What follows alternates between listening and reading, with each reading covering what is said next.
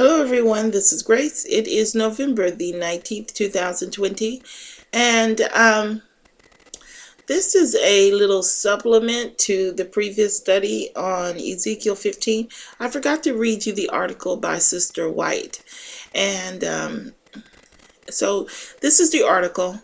It's in the Review and Sabbath Herald, or it's called the Review and Herald, from 1861. And the article is titled Slavery and the War. Now, I'm not going to leave this video up, so if you do want to look at it, you'll have to either download this video or go ahead and just pull this up on the internet, and you can take a look at it for yourself. But I am going to read through the portion that pertains to our study.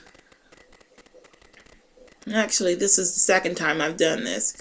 And the first time I had to come back up and read a little bit more than what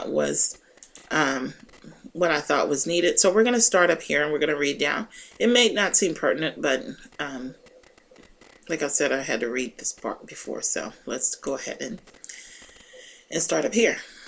The North and the South were presented before me. The North have been deceived in regard to the South. They are better prepared for war than has been represented.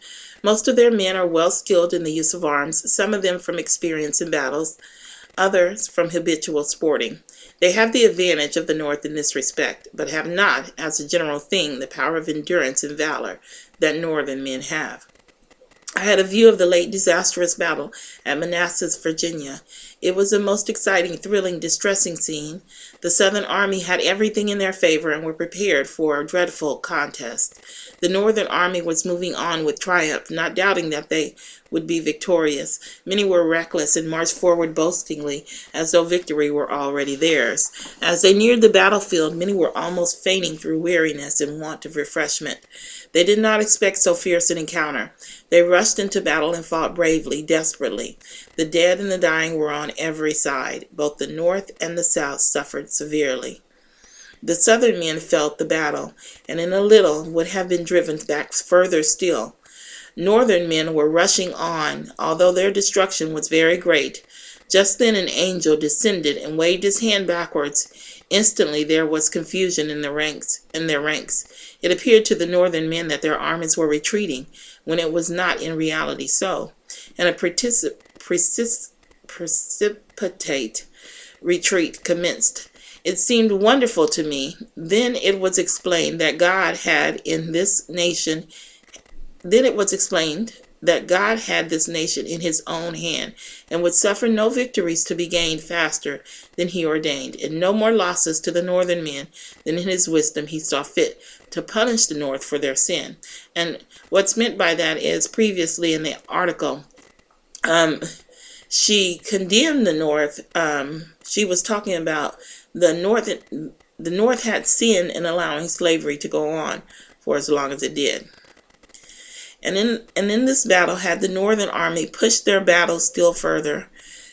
And in this battle had the Northern Army pushed the battle still further in their fainting, exhausted condition, a far greater struggle and destruction awaited them,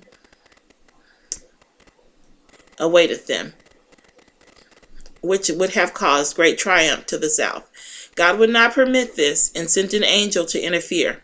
The sudden falling back of the Northern troops was a mystery to all. They knew not that God's hand was in the matter. The destruction of the Southern Army was so great that they had no heart to boast. The sight of the dead, dying, and wounded gave them but little courage to triumph. This destruction occurring when they had every advantage and the North great disadvantage caused them great perplexity. They knew that if the North had an equal chance with them, victory is certain for the North. Their only hope is to occupy positions difficult to approach, and then have formidable arrangements to hurl destruction on every hand. Hold up. Okay, if you guys heard that noise outside, I'm sorry, there's nothing I can do about it, but I will pause you if it comes back. The South have been strengthening themselves greatly since their rebellion first commenced. Okay, this is the part that that concerns us. Just the wording of it. Hold on a moment. Okay. The South have been strengthening themselves greatly since their rebellion first commenced. That was the Civil War we just spoke of. Then, if active measures had been taken by the North, this rebellion would have been speedily crushed out.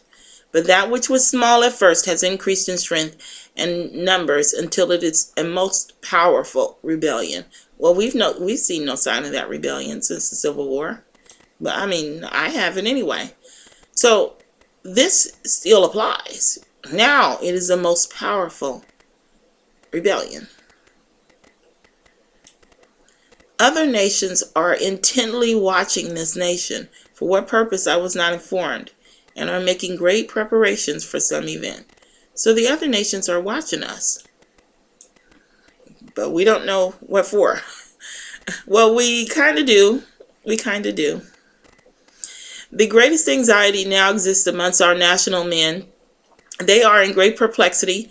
Pro-slavery men and traitors are in their very midst, and while they are professed in favor of the Union, they have an influence in decisions, some of which even favor the South. And she talked about that previously in the article as well. A lot of the northern men put off like they were against slavery, but in actuality they were working for the ranks of the South, and they were solely for slavery, and caused a lot more deaths than needed to have occurred during the Civil War. It was shown, hold on. Okay, we're going to try it again. I may have to pause you again because they're just visitors. I'm not going to make a big deal out of it. They're just waiting in the parking lot. But let's see if we can get through a little bit more. I was shown the inhabitants of the earth in the utmost confusion. There was war, bloodshed, want, privation, famine, and pestilence in the land. And as these things were without, God's people began to press together and cast aside their little difficulties. Self-dignity no longer controlled them. Deep humility took its place. Suffering, perplexity, and privation caused reason to resume its throne. And the passionate and unreasonable man became sane and acted with discretion and wisdom. Now, it doesn't tell us when all of this occurred. So this could be during our time or during the 11th hour. It seems like it's probably during the 11th hour, but there's, it doesn't matter. Let's go on. This is the part that pertains to us. My attention was then called from the scene. There seemed to be a little time of peace. Oh, wait, hold on. That's during our time. That's during our time.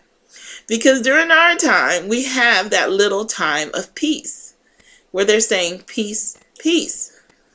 So the little time of peace comes, and then for 70 years there's desolation and there's peace for all. Well, it's not peace for all. There's still war and chaos going on, but there's a seeming time of peace for the people of God, okay? Because we're all in captivity.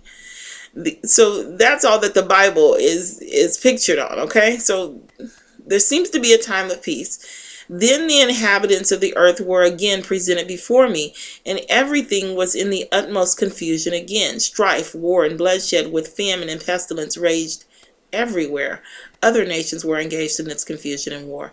And we know that there is going to be a third world war. That's pictured in Ezekiel 31, I think, or 33, one of those two. The war caused famine, one bloodshed caused pestilence, and then men's hearts will fail them for fear and for looking after those things which were coming on the earth. So I just wanted to point this out to you because this is the world war here. Before that is the little time of peace during our captivity, and when the leaders are crying peace, peace, right before destruction comes upon us. So, and then up here it describes the utmost confusion. I was shown the inhabitants of the earth in the utmost confusion. There was war, bloodshed, want, privation, famine, and pestilence in the land. This is all in our land. And as these things were without, God's people began to press together and cast aside their little difficulties. Self-dignity no longer controlled them. Deep humility took its place. Suffering, perplexity, and privation caused reason to resume its throne. And the passionate and unreasonable man became sane and acted with discretion and wisdom. This is during our time. This is during our time. And I put it in here. I wanted to include it as part of 15 because of the Civil War references, to show that that rebellion has not ended, and it could have been crushed out. Okay, one moment. Okay, I think that was all I had to say on the topic, but I will just a reminder that if you do want this study, you do want to go ahead and download this video, because I'll probably be taking it down in a couple of weeks. I'm not sure when, but it won't stay up. I can't tell you that. Anyway, if you have any questions or comments, you can leave them either here or on the Revelation or the Ezekiel 15 video. Either one will be fine. Thank you. Bye.